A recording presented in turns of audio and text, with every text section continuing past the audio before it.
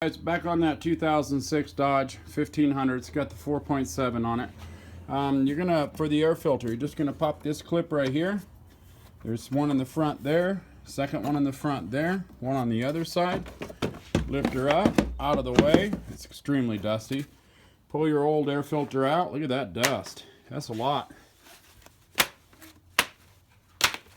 Pull it out. Set your new one back in there. Now the fins to the air filter always point down. That's going to go down just like that on your new one. Set it in there. After you get it in there, place the back of the housing in first, in position, and then it will go into place a lot better when you drop down the front. Put your two clips on the side, your two clips on the front.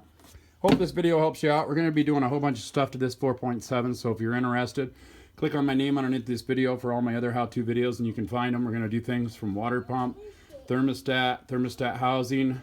We're going to do a head gasket on it, all kinds of stuff. So if you're interested, again, click on my name underneath this video. Please click like, please click subscribe, and as always, guys, enjoy.